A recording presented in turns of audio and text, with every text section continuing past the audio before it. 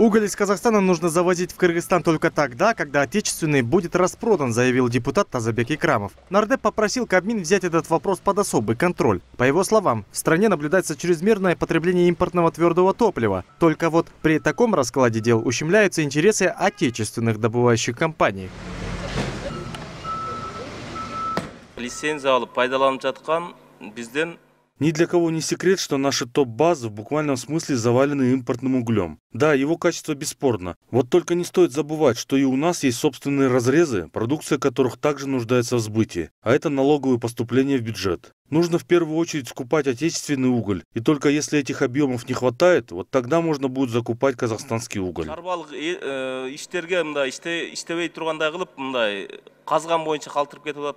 Обсуждая промышленный сектор, депутаты затронули вопросы, касающиеся экологии. Они выразили обеспокоенность по поводу недавнего инцидента с обвалом на золоторудном месторождении Кумтор. В парламенте обеспокоены тем, что такие ЧП не исключены и в будущем. А раз так, то с огромными отвалами рудника нужно что-то решать, не запуская ситуацию, подчеркнули нардепы. В начале декабря на самом крупном месторождении золота в Кыргызстане произошла подвижка отвалов. Идут поиски 2 сотрудников. Неизвестно, где они. Тут же возникает вопрос, насколько правильно горные отвалы были отведены. Это звоночек для экологии страны. Необходимо обсудить будущее Кумтора. 175 миллионов кубометров отвалов отведены на ледники. Этот отвал обязательно будет двигаться и даст о себе знать. Позже 2 миллиарда тонн отвалов останется. Как быть с этим? Все это отразится на экологии, реках. Да, Кумтор является одним из крупных налогоплательщиков. Но нужно думать и об экологии. Как будут решаться проблемы после закрытия Кумтора? Другие парламентарии были недовольны тем, что в стране наблюдается рост цен на некоторые товары народного потребления. В частности, депутаты подвергли критике Госантимонопольную службу за то, что она никак не реагирует на подобные вызовы внутреннего рынка.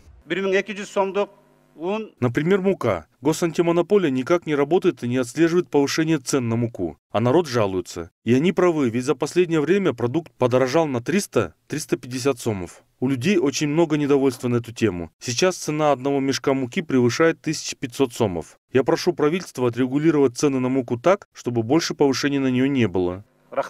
Касаясь темы сложностей пересечения границы с Казахстаном, а на рынке ЕС можно попасть через нее, спикер парламента Дастан Джумабеков сообщил, что на сегодняшний день с казахской стороной решается вопрос относительно поста Кичи-Капха. На протяжении 9 последних лет он не работал. Турага отметил, что определенные подвижки уже есть, и пообещал, что в скором времени пост вновь начнет функционировать.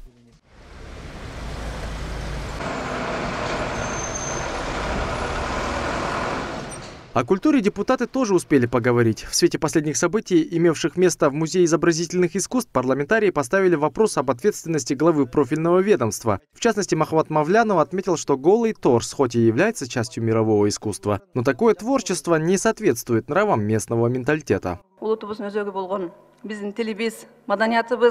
Мы должны понимать, что нам это чуждо, это не подходит культуре нашего народа. Мы должны сохранить свою культуру и национальную идеологию. Должна быть соответствующая программа в детских садах, школах и университетах. Выставку с обнаженной женщиной проводят в Храме культуры. И в этом вина не только директора музея, но и главы профильного ведомства. Пусть правительство рассмотрит ответственность и министра культуры. Пусть такие выставки проходят в частных заведениях, а не в национальных музеях.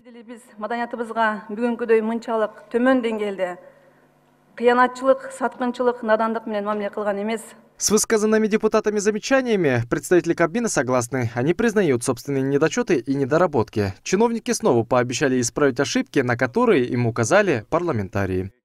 Медербек Мамбеталиев, Нурмухамед Абдумаджинов. Новости Ош Перим.